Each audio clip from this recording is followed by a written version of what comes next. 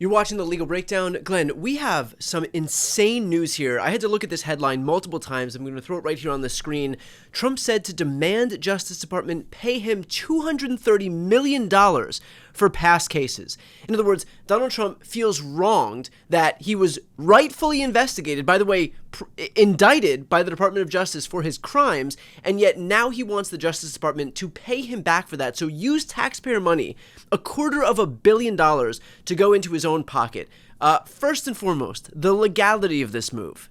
You know, Brian, the legality of Donald Trump, because the Department of Justice investigated him for crimes he obviously committed. We saw many of them with our own eyes. Grand juries indicted him based on the evidence that was presented, and he was, geared up and getting ready to go to trial, except he won an election and he couldn't be tried for the crimes for which he was indicted. Talking about the legality of him, the President of the United States, now demanding $230 million from the Department of Justice, claiming that, they were harassing him and they were violating his privacy rights. Those are literally some of the claims he's making. And beyond that, who will be the one to decide whether DOJ should pay him that nearly $250 million or not? Well, given that Donald Trump has told us over and over again he is the top law enforcement official, he will be deciding whether the Department of Justice should pay him the $250 million he's demanding. I wonder what answer he's going to land on. Well, I suspect he's going to lean in favor of deciding, I think DOJ is going to pay me $250 million.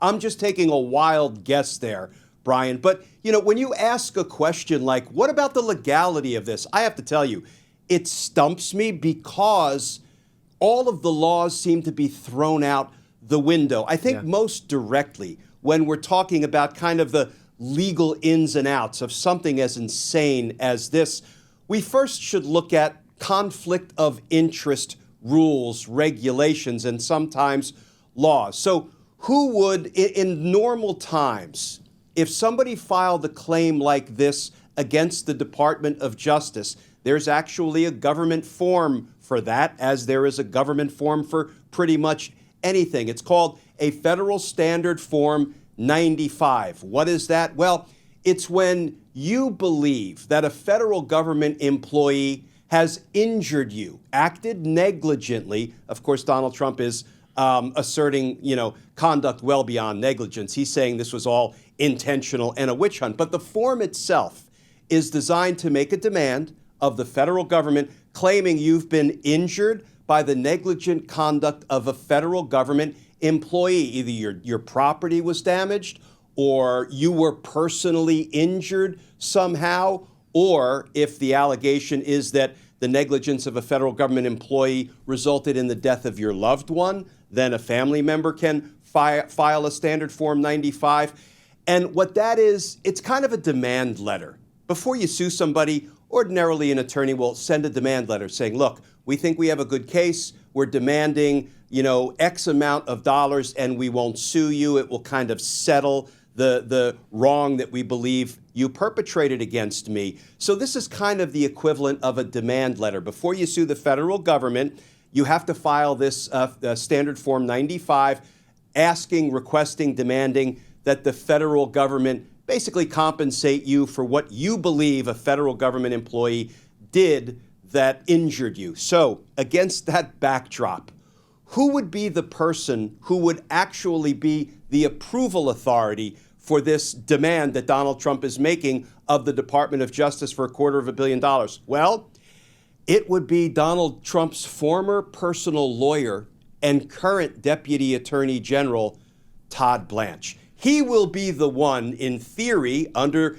the sort of procedures that are in place at the Department of Justice, to approve or reject Donald Trump's demand for $250 million. How do you think Todd Blanche is going to lean? Todd Blanche is an at-will employee, which means if he does anything that displeases Donald Trump, he could be out a job in a heartbeat. But not to worry, because there are conflict procedures in place when there's a possible conflict, as I just discussed. You obviously can't or shouldn't have Donald Trump's former personal lawyer and present at-will employee, Deputy Attorney General, be the one making this decision. So the Department of Justice, when asked to comment about this, said, not to worry.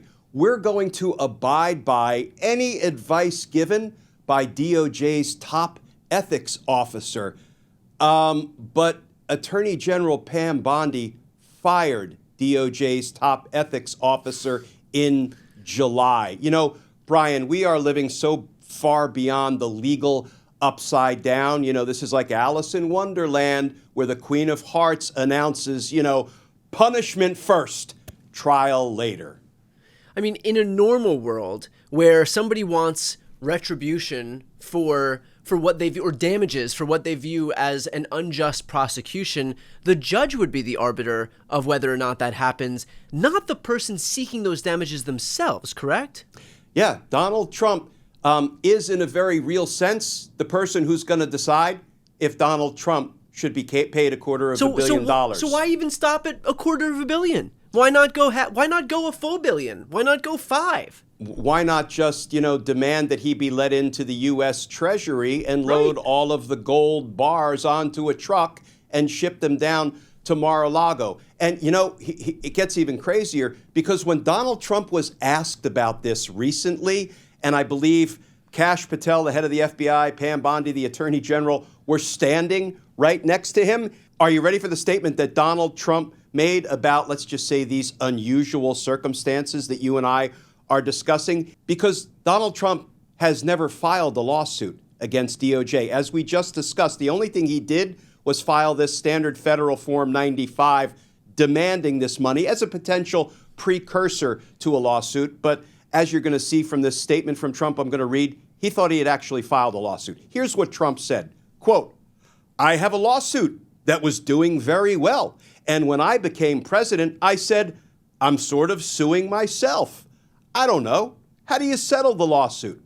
I'll say, give me X dollars, and I don't know what to do with the lawsuit," Trump said, adding, quote, it sort of looks bad. I'm suing myself, right? So I don't know. But that was a lawsuit that was very strong, very powerful, close quote. Those are the ramblings of a demented madman, not a thoughtful, intelligent president of the United States. And by the way, for those who are watching right now, if you'd like to follow along with our work and our legal coverage, please make sure to subscribe to both of our channels. I'm going to put the links in the post description of this video. It's completely free. It's a great way to support independent media. It's a great way to support us. Glenn, what is your take on the fact that we have now seen Donald Trump demand $250 million from the federal government? We've now seen Donald Trump engage in this whole plan to build a $250 million ballroom that he himself can enjoy. Donald Trump put $1 billion bill on the taxpayers to retrofit a jet that's going to stay with him, courtesy of the Qataris, after his presidency is over. Donald Trump buy other Gulfstream jets, I believe 2 for Kristi Noem, to the tune of $172 million, all the while stripping healthcare away from millions upon millions of Americans, Medicaid from 17 million Americans, causing ACA subsidies to double, triple, or quadruple for 24 million Americans, increased costs on everyday goods because of his baseless, misguided trade war. And so what's your take on the fact that this guy, despite coming into office, seems wholly focused on surrounding himself with even more opulence, all the while the very people who he promised to be working on behalf of get completely fucked day in and day out?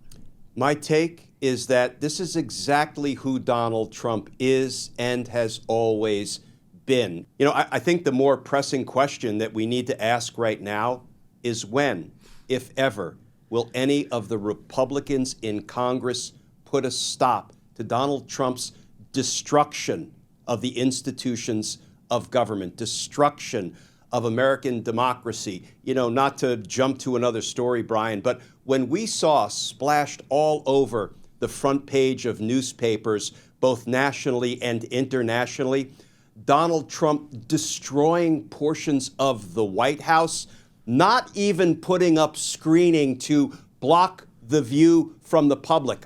I worked for decades in downtown D.C., and I can tell you, when we have these kind of demolition and reconstruction projects on government buildings, you know what they do? Just as they did when they worked on the Federal Reserve building, they put screening up to block the... Donald Trump wants everybody to see his authority, his power, his abuse, and he's tearing down historic portions of the White House just because he can. That's the perfect metaphor for what he's doing to every damn institution of government. He is taking a sledgehammer to it. He is destroying it because that sends the signal that he's all powerful, at least in his estimation, and nobody better buck him, including perhaps most importantly, the Republicans in Congress, who literally have the power to cross the aisle and save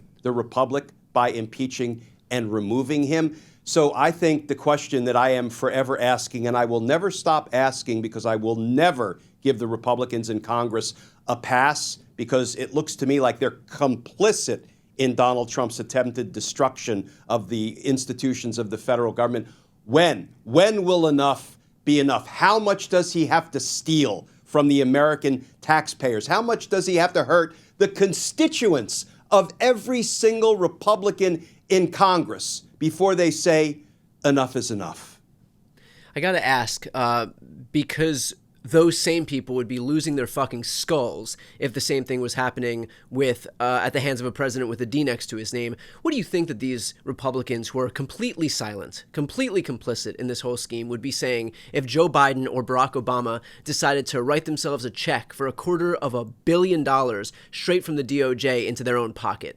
Well, we know that if they were in power, they would have impeached and removed that president, 1,000 abuses ago. But they just keep letting Donald Trump do it. And I think our only hope, Brian, is that they're not going to grow a spine. They're not going to find even a thimbleful of courage. But if they believe that Donald Trump's numbers are so bad that they have absolutely no prospect of winning re-election, that is when they might be moved to say, hey, I think maybe we should do something about Donald Trump's attempted destruction of American democracy. And finally, Glenn, last question here. If indeed Trump decides to do this and he views this and the DOJ views this as something that the DOJ itself could give approval for, where does the harm come from for somebody else to step in and to be able to sue? So normally a lawsuit can only be filed by someone who's been harmed in some way. This is just corruption, and so nobody other than, I guess, all of American taxpayers are harmed, but I don't know if every American taxpayer has standing to sue, and so how does this whole element of this work out? Brian, the standing question is the perfect question, because if you're going to bring a suit, you have to have a personal dog in the fight, a personal stake in the outcome. You have to have been directly and concretely injured by what the other party that you're suing did. And as you say, we're all being injured every day in 100 different ways based on what Donald Trump is doing. I'm often asked the question, why can't the American people, particularly the taxpayers, bring a class action lawsuit to stop the rampant abuse, financial abuse of Donald Trump? Because aren't we all suffering? And the answer is yes, we are all suffering. What I ordinarily say is, look, I was a criminal prosecutor my whole life. I see lots of crimes unfolding in front of our eyes. But what I never did personally is try to put together a class action lawsuit, a civil suit, certify a class, and then file a complaint and, actually litigate a civil class action lawsuit. Now, I know there are lots of great class action civil litigators out there. Some of them are friends of mine. And I will say none of them have been moved to try to put that mega class together. There are a lot of reasons for that. Maybe one of the reasons is they doubt they would be able to sort of overcome the standing hurdle. And maybe it's because they're fearful that, there will be hell to pay if they take on dear leader. But I do believe that we're moving in the direction of a mega class action lawsuit by the American taxpayers being not only inevitable, but being absolutely necessary, because Donald Trump is basically just outright stealing our money at this point. Well, we will, of course, stay on top of this. As soon as we have any updates, we'll bring them to you. For those who are watching, if you'd like to support our work, which is and always will be 100% free, please subscribe to both of our channels. I'm going to put the links right here on the screen and also in the post description of this video. I'm Brian Tyler Cohen. And I'm Glenn Kirshner. You're watching The Legal Breakdown.